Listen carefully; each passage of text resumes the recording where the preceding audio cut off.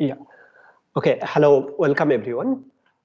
Today we'll continue discussing on the homogeneous catalysis. We today will take little bit break from the fundamental type of reactions or the basics. We'll get into little bit more of an application oriented. Discussing one of the really famous reaction that is, or the domain, that is transition metal catalyzed reactions, right? Now, you know the periodic table, you know which are the transition metals. The d electron containing metals, the d block elements are usually called the transition metals. Now, these are the ones which are involved in many catalysis. Of course, other outside it can also involved in catalysis, but mainly we are trying to discuss the transition metal catalyzed reactions. We'll be slowly and steadily discussing these important bond forming reactions. Why we need to look at these bond formation reactions? That is because any molecule, be it the pharmaceutical, the medicine that we take, the materials that we used, agrochemical that farmers used, everything is nothing but chemical. Even let's say the COVID drug, which is under discovery or which is under invention now, some medicine has been found to be effective. These are all having organic molecules. And these organic molecules must be synthesized by some synthetic routes. So these synthetic molecule preparation can be made facile by homogeneous catalysis. In other words, without homogeneous or heterogeneous catalysis, this synthetic molecule preparation is next to impossible. One such reaction which has basically captured the imagination of the scientific community is the Suzuki-Miura coupling. As I have briefly mentioned previously, Suzuki, Negishi and Heck, responsible for 3 groundbreaking domain of research, are given Nobel Prize in 2010. They have shared the Nobel Prize of 2010. Of course, there are other people in the domain of organometallic chemistry, homogeneous catalysis, heterogeneous catalysis got the prize. But for homogeneous catalysis, this is really one of the excellent news. In addition to the Suzuki reaction, there are many other exciting reactions. Of course, Heck is part of the Nobel Prize winning 2010. Negishi, the same. Sonagasira, Kumada, Shiyama, Backward-Hartwig, and Ullmann type reaction, to name a few. Of course, there are many more reactions or many more synthetic transformations which are truly industrially viable. These are the reactions people do in industry to make the medicine, to make materials, to make many useful compound out there. These are the reaction used in to prepare the molecule in, let's say, metric ton scale. This is absolutely critical for the success of many industries. Almost every industry out there will be using these reactions in very large scale. Okay, now let's see one by one what is the promise these reactions hold, what are the limitations these reactions also possesses, and how to overcome these limitations scientifically. Now, one of the very important reaction for preparing olefin, olefin is a very useful compound, alkene, right, is this Heck reaction.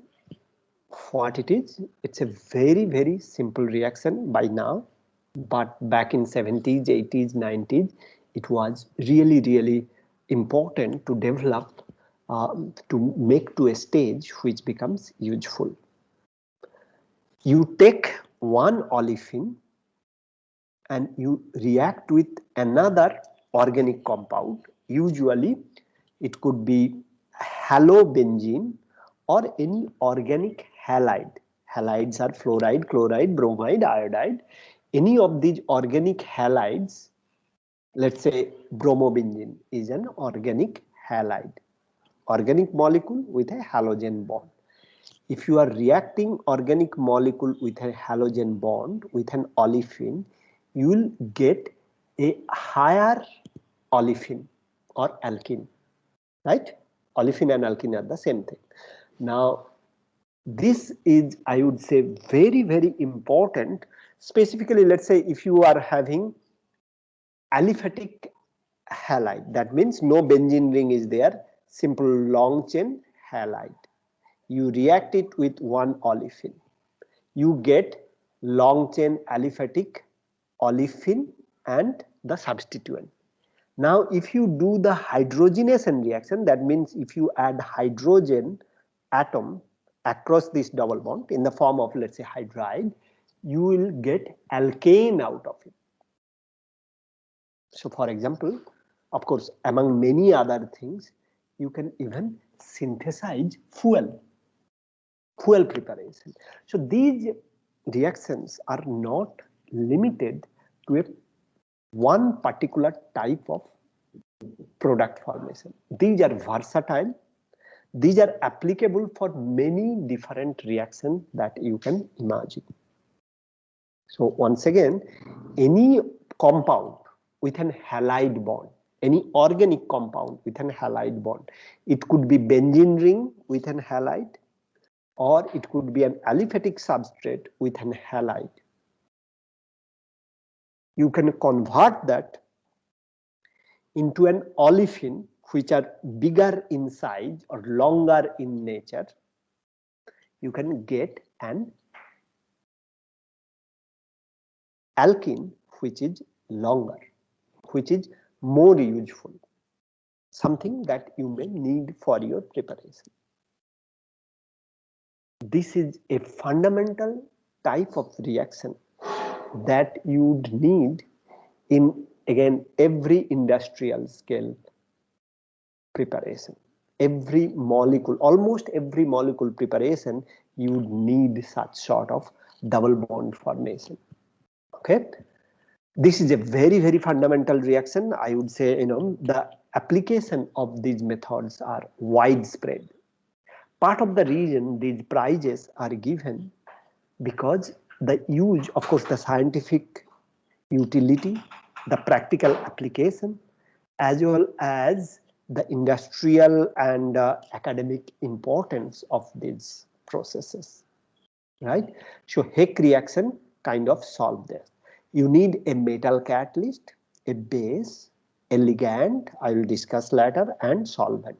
Of course, the reaction does not happen just by itself. You need suitable solvent. A base is required to remove the HX. You see the X is halide like iodide, let's say, or bromide, Br minus, and H hydrogen, which will be going out from this olefin, right? So HX will be generated like HBr, hydrobromide, HCl or HI will be generated. That need to be neutralized, and that is why the base is required, right? A ligand will be required for the metal center and solvent. So in other words, if you take this organic compound Rx, react with olefin, you would not get anything, nothing, no product formation. If any of those components you are missing, you will not get this product formation. Now, another important reaction is this Negishi reaction, okay, where you take organic halide, just like here before. It could be a benzene ring containing organic halide or organic aliphatic organic halide. Anyway, organic halide with a fluoro, chloro, bromo or iodo. Okay, usually it's the bromide and iodides which are used quite efficiently. Now, these organic halide, when it is reacted with a zinc reagent, So zinc reagent, these are the Grignard type of reagent, right? So where you have an organic halide and zinc put together, organo-zinc reagent, right? Now, as you see, one partner from R and another partner from here, they will together will form R prime. Okay, so a carbon-carbon bond will form. That's a new bond. Of course, in the Heck reaction also, a new carbon-carbon bond is formed. That is shown in here. Over here as well, between R and R prime, a new carbon-carbon bond is formed. Okay, are you able to see it, both of you? Yes. Okay, thank you. And it's recording, right? Yes, yes, yes. Okay, so this is again a carbon-carbon bond formation reaction. This is also a carbon-carbon bond formation reaction. Almost all of these, yes, yes. Please see whether it is recording or not, because it is not showing over here. The recording option is showing, but the time elapsed is not showing over here. Kindly see it. It said you are recording, so I think so it's going on. Okay. Okay, sir. Thank you. Okay, thank you, Krishna. Okay, now this is the Negishi reaction. Essentially, you can say the similar reaction but with different reagent, but similar not really with respect to the Heck reaction, but with respect to the Suzuki reaction. Between Negishi reaction and Suzuki reaction, the difference is in both the cases you use organic halide. The first component is exactly same, Rx or this benzene X, whatever it is, it's exactly same. But in Suzuki reaction, you use boronic acid as one of the coupling partner or one of the part. So these are cross coupling reaction. Essentially, two different reagents put together and then they exchange partner. Okay, here this benzene ring and this R prime group are put together to give you a new compound, and X and boronic acid goes out. Right here, R and R prime in the Negishi reaction, R and R prime are put together. Znx and X, Znx2 it forms. In this case, HX is formed and R double bond R prime is formed. So carbon-carbon bond is formed. In this case also, carbon from here and carbon from here, a bond is formed between two carbon, and Znx2 goes out. Zn, zinc, X and this X, Znx2 goes out. In this case, this carbon and that carbon forms the bond and X boronic acid goes out. Okay. The difference once again is the second reagent. Almost every other reagent can be similar or same, let's say metal catalyst, base, ligand, solvent, but the reagent that is required or the starting materials that is required is different. Of course, in industry, this is a huge deal of what starting material is available, what is the cost, how is the stability, what is the scope, means the reaction, whether reaction will happen or not at all. These are the things I think is very, very critical for industrial scale preparation of things. Okay. Now moving ahead. This is the academia industry symbiosis in organic chemistry. In other words, these reactions are of course developed in academia, in the synthetic laboratory like ours, but then it becomes inseparable from industry. Okay, academic opportunities and academic development, education driven discoveries or invention has given rise to a point where these reactions becomes very, very user friendly. Of course, academic has completely different mindset and industry has a little bit different mindset. One is profit driven. Industry has to be profit driven, IP, product generated, and for the mankind. But education, as you know, that MHID, for example, human resource development. But these two domain, academia and industry, can come close and overlap in a domain which is definitely science, and by doing development in the academic laboratory, applying it into industry, getting the failure in industry has also inspired academicians to make a much better and sustainable economy in both industry and academia coexistence. Okay? Overall, this opportunity has given rise to many exciting discoveries. Okay, let's look at the Suzuki reaction. What you see here, you see a benzene ring with an halide.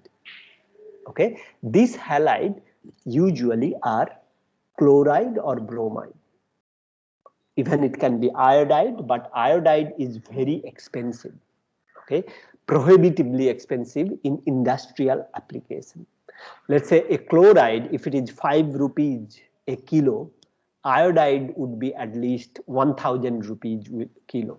So let's say iodobenzene, not iodobenzene, iodobenzene derivatives would be, let's say, 1000 rupees a kilo, whereas chlorobenzene derivatives will be 5 rupees a kilo. So huge price difference is there, and that is why it is important that we utilize the chlorobenzene in the reaction rather than the iodobenzene. Bromobenzene is a good mix between chloro and iodo. It is not too expensive, but well, expensive enough, much more expensive than the chloride, aryl halide chloride. Okay, so the problem here is, if you try to do any of these cross coupling reactions, you will see aryl chloride is cheaper or the cheapest compared to aryl bromide and aryl iodide. Aryl fluoride, on the other hand, could be expensive, but it is not reactive. But the problem between iodide and chloride and bromide is iodide is most reactive. Aryl iodide is most reactive. Aryl bromide is reactive enough, but bit expensive compared to aryl chloride. But aryl chloride is the cheapest, but least reactive or very troublesome. It's not like it does not react, it is just difficult to make them react, right? So that means that our method has to be effective for aryl halide, like aryl chloride, right? Once again, aryl iodide is very good as a reagent, but very expensive. Aryl chloride is cheapest, but not so reactive. Aryl bromide is in the middle.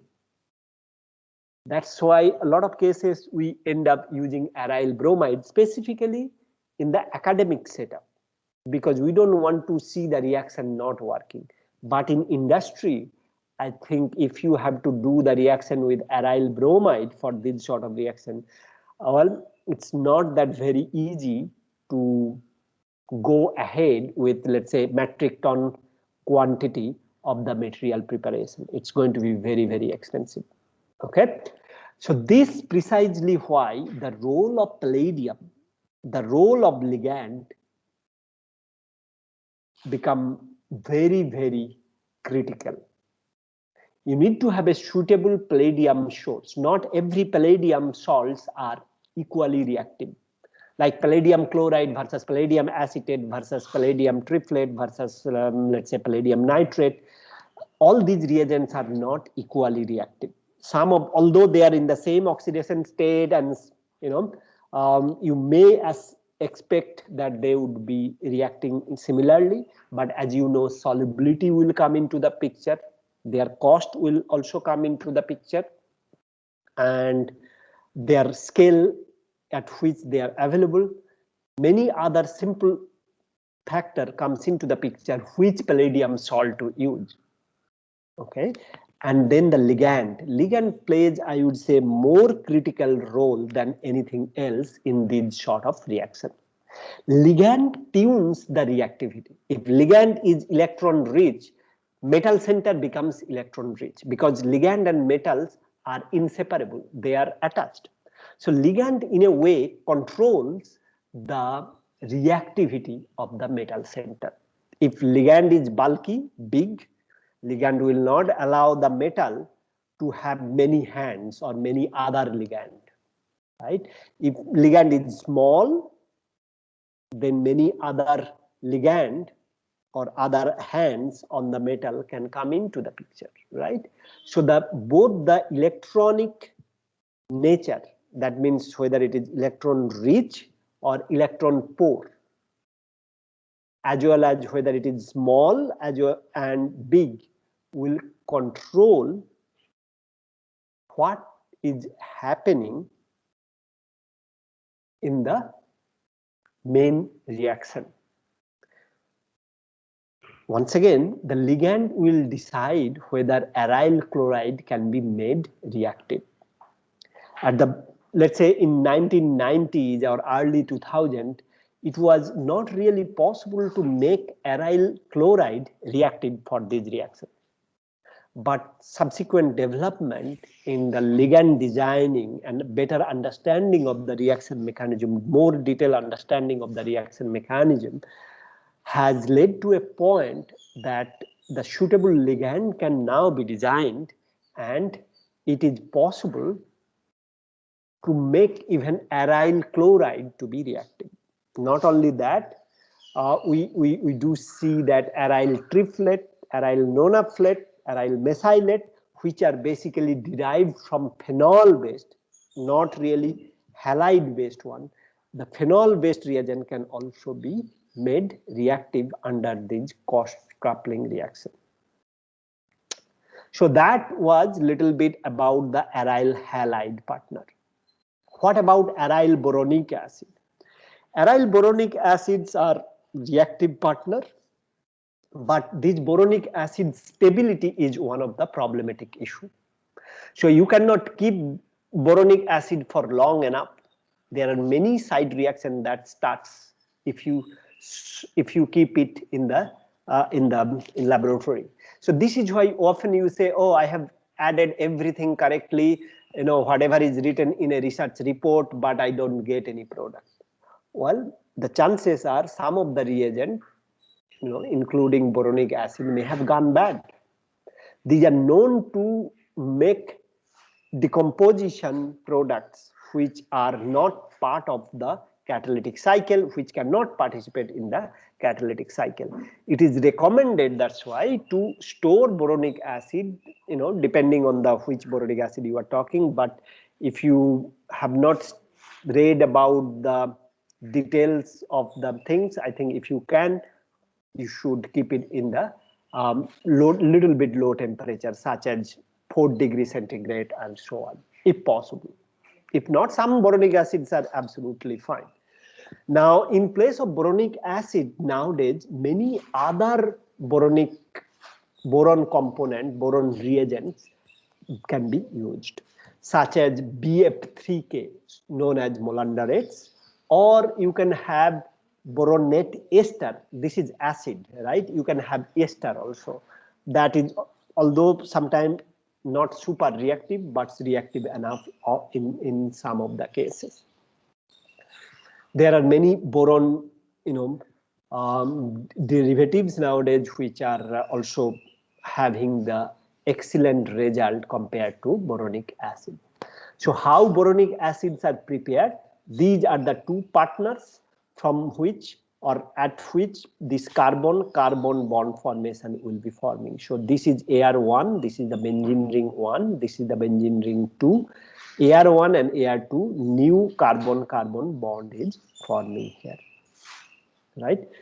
How boronic acids are generated?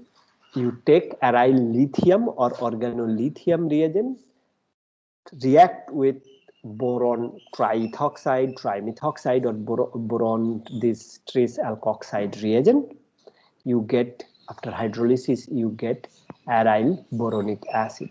Other way to prepare is to start from magnesium bromide, react it with BOR3, and then get the boronic acid after hydrolysis.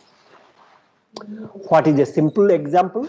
Just to give you a simple idea, if you take this benzene ring containing iodo and hydroxo 2-iodophenol and react with 4-toluyl or paratoluyl boronic acid, you would be able to couple between this carbon and carbon bond to get this compound. And subsequently, you can prepare OTF from here and then couple with another boronic acid to give another Suzuki coupling. So it's a two consequent Suzuki coupling is going on. First Suzuki coupling, you are seeing between this boronic acid and this aryl iodide to give this carbon-carbon bond. I hope it is a little bit clear.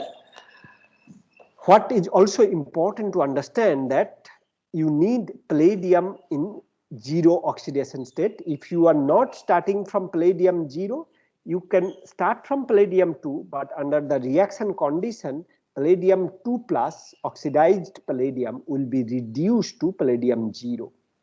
And you would need a base such as cesium carbonate, which is reasonable base in academic setup, but it is little expensive. Some other cheaper base such as potassium carbonate, sodium carbonate is usually preferred in industry, but you need a palladium 0. Often you need ligand, as I was saying, and also you need cesium carbonate. Solvent, many different solvent can be possible, let's say toluene or dioxane or many other solvent you can use for this sort of reaction.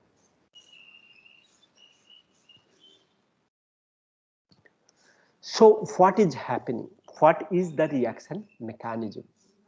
And how we can have trouble side product formation? What is the side product formation? And what is the way to solve the problem? Let's discuss that little bit. Well, the first problem is the generation of palladium 0. So the reagent that we get in the laboratory are palladium 2 plus, palladium oxidized in 2 plus form, like palladium chloride PdCl2, palladium acetate PdOAC2, right? Palladium nitrate PdNO3 whole 2, or let's say palladium tetrakis 1 triphenyl phosphine and X2. Some palladium 2 salts are available. And these are the ones which are cheaper, readily available, as well as these are the ones which is used normally in the laboratory. But the issue here is palladium 2 plus is not really the reactive component. It isn't. That means you need to generate palladium 0 in the reaction mixture. If that's the case, we need to generate palladium 0 for the reaction. Then why are we using palladium 2 plus? That is because palladium 2 plus is cheap and readily available. Palladium 0 is very rarely available from the commercial source. Why? That precisely due to the fact that it can get oxidized very easily. To stabilize palladium in zero oxidation state, you need to have ligand that is going to be expensive. If the ligand is too good, what you buy from the market, and if that ligand, palladium complex, if it is not the great one for doing catalysis, you are in trouble. So the oxidation of palladium 0 to palladium 2 is one of the problems why palladium 0 sources are not commercially available that much. Let's say palladium DBA, PD2DBA3, PDDBA2, some palladium dibenzyl acetone complex are available in palladium 0 oxidation state. But the problem is the ligand, that is dibenzyl acetone, you don't want to have in your reaction because that's not a good ligand for your overall Suzuki reaction. Now, slowing down, and I'm repeating, what is it that is required for this catalytic cycle? Answer to that is you need palladium 0. Palladium in 0 oxidation state, where that palladium is having the ligand, suitable ligand, usually phosphine ligand, let's say, or carbene ligand, or a usually monodentate phosphine ligand. It could be bidentate as well in some cases or a lot of cases. But overall, what you need is palladium 0. But this palladium 0 is not commercially available. You cannot buy them. Either it is too expensive. Mainly the problem is it's the stability issue. Why it is unstable? Because it gets oxidized. Now palladium 2 plus is available, relatively cheaper, but you need to reduce it to palladium 0, and that is the first problem. Second problem is, as I was discussing, this palladium 0 has to react with aryl halide. Now, which aryl halide you want to use? That's the oxidative addition stage. Well, ideally, we want to use aryl chloride because that is cheap. But then aryl chloride is not reactive. So this reaction may not be that easy with aryl chloride. On the other hand, aryl iodide is good at doing this reaction, but it is very expensive. So you need a ligand which will make the reaction feasible for oxidative addition. So that aryl chloride, like chlorobenzene, benzene ring and then chloride, that oxidative addition into that carbon chloride bond becomes feasible. That is another problem. So you need a reaction condition or ligand which can do these reactions. Fantastic. Now another problem is the reaction mechanism dictates that this X after oxidative addition should leave at some point, so that the other aryl coupling partner, which is coming from the boronic acid, can transfer on the palladium. Why? Because otherwise how will you form bond between the carbon of aryl 2 and carbon of aryl 1? If you really want to form that bond, both the aryl group has to come close to each other. They are being close to each other by holding them together by palladium center. So you started with palladium 0 oxidation state. You reach to palladium 2 plus, and then this halide is exchanged with the aryl group 2, the second aryl group. The second aryl group takes up this halide position. Okay, this X is replaced by aryl 2. So this X and boronic acid BOH2 partner goes out. Of course, it will go out at X minus and hydroxide boronic acid. Okay, this is how it will go out. Once they are put together, this new carbon-carbon bond will be formed, and it will give you AR1, AR2, reductive elimination. This is the reductive elimination, the formation between a bond between carbon and carbon. So see, so far whatever we have discussed in the last classes, all this knowledge comes handy in explaining how the product formation is happening in the Suzuki reactions. I'll go slowly one more time. You generate palladium 0 from palladium 2 because palladium 2 is not really good catalyst for these. You need to generate palladium 0. so that this palladium 0 will undergo oxidative addition or insert itself, palladium will insert itself into this carbon X bond. Once it insert itself, this palladium 0 gets oxidized to palladium 2 plus.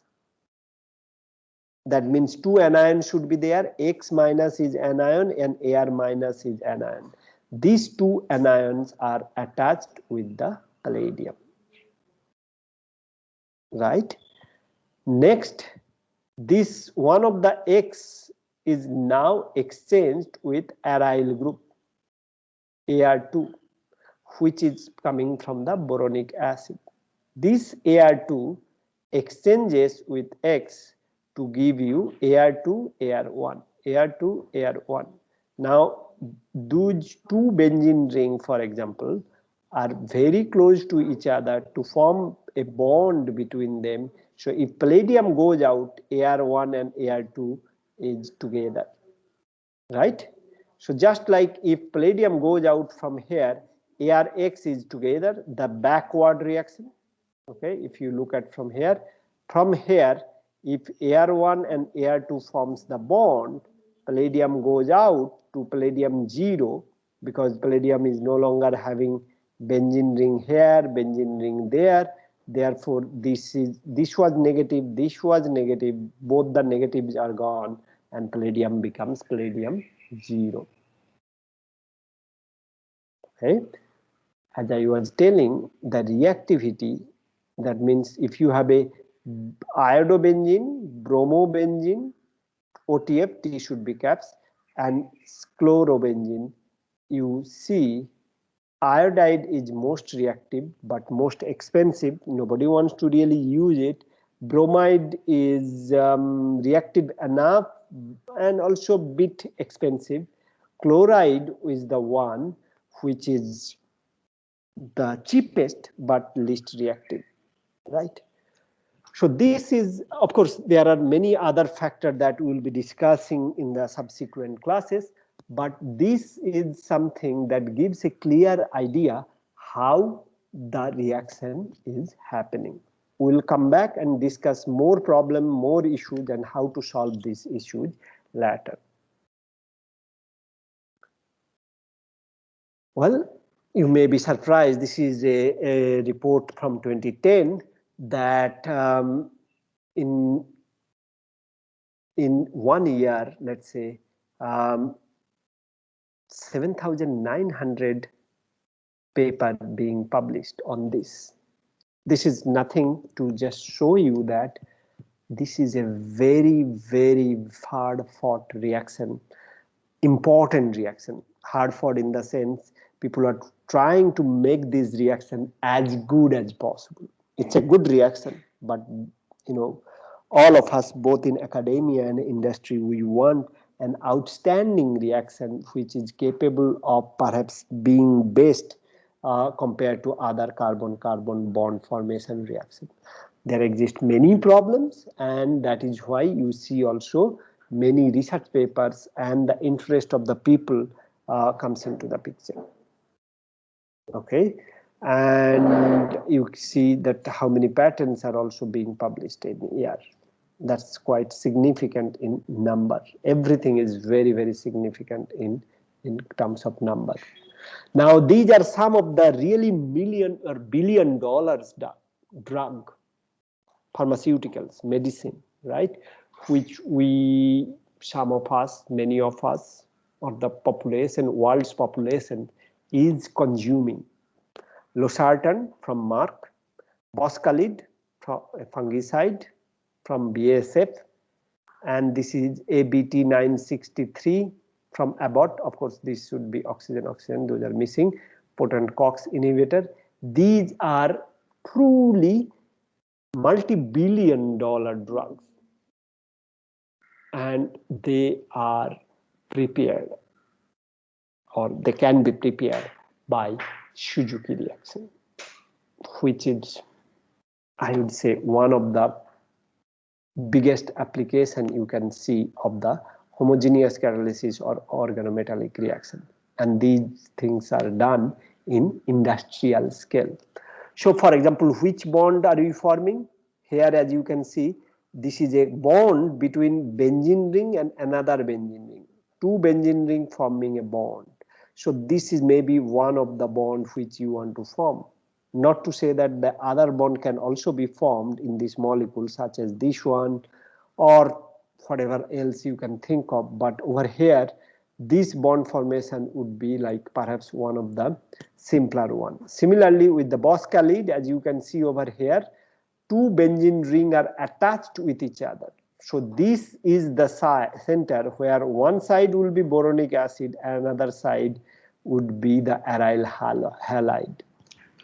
You can do whatever you want, but which partner to go to boronic acid, which partner to go to halide, you can decide depending on the cost of materials. But between these two benzene rings or between any benzene rings, if there is a bond, you can almost close your eyes and say that you are going to use Suzuki reaction. There are benzene ring bond, so this bond can be also prepared by Suzuki reaction. Let's going back one more time. This essentially gives you a benzene ring to benzene ring connection opportunity. Benzene ring to benzene ring can be put together. Okay. Moving on. There are many other applications. Okay, these are the first two are the Pfizer drugs, and they are Boehringer Ingelheim. These are the very important pharmaceutical industrial scale synthesis of these organic compounds are carried out. Some of these or many of the drugs, many of the pharmaceuticals or medicine that we take, for whatever reason we may be taking, the whole population may be taking, these are generated by the Suzuki coupling reactions. In the pilot scale, in the largest possible scale, these are being generated. Here is one of the example, okay, which is demonstrating the power as well as application of this reaction. So this is taken in 50 kilogram scale. This is taken in 20 kilogram scale. These two reagents are put together to prepare nearly 40 kg of this important reagent or important materials. Right? As you can see, the bond, this new bond, right? This new bond over here, this new bond over here is formed between the halide and this partner. So if you take out this chloride and this boronic acid, you will end up forming this bond.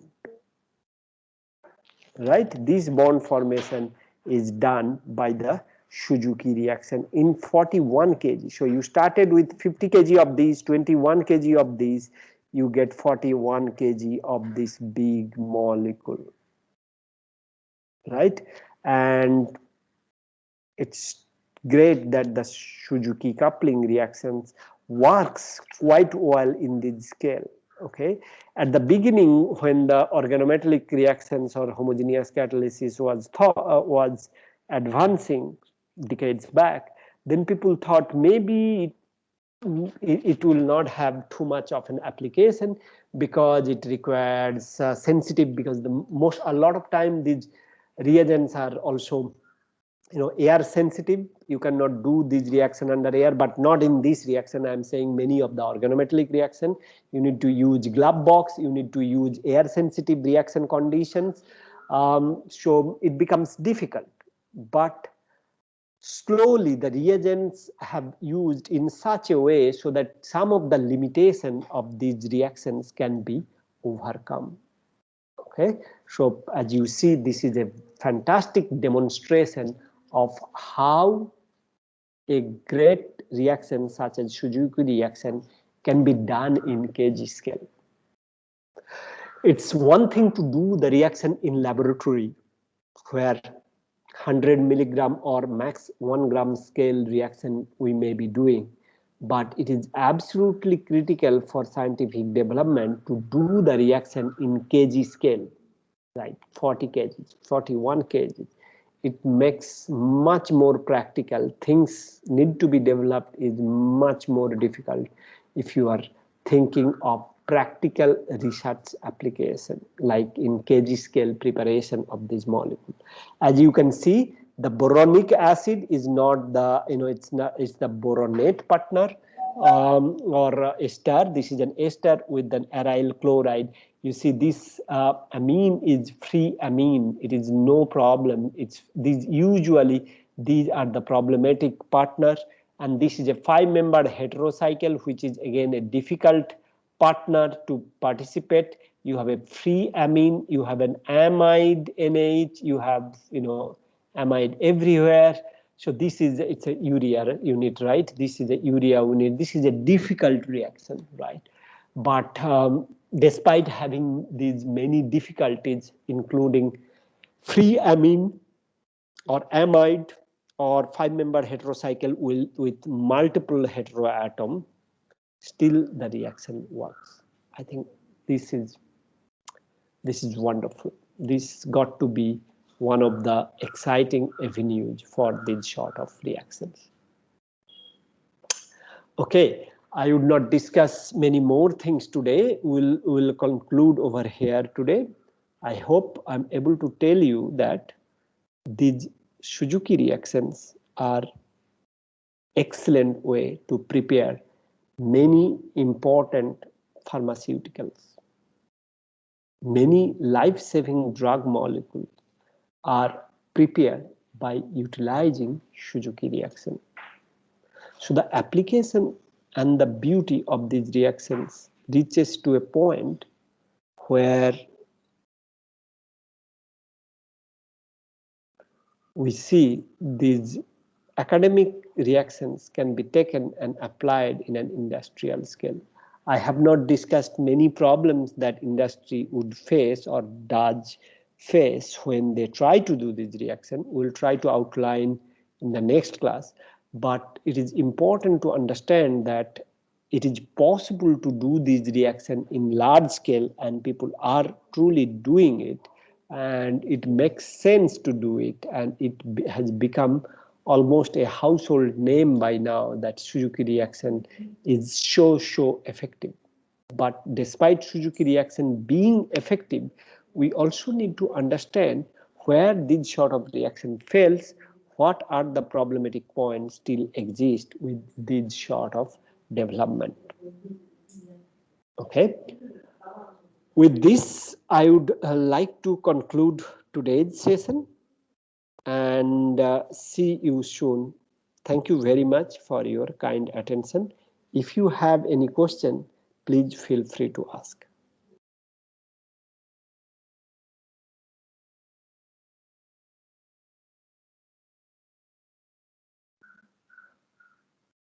Any question? If not, we'll stop here today. Yes, sir. Yes, sir. Okay, so we'll discuss the problems associated, industrial type of problem associated with the Suzuki reaction in the next class. What are the problems, how to solve these problems, and what are the origin of the problem? Okay, so we'll discuss those later.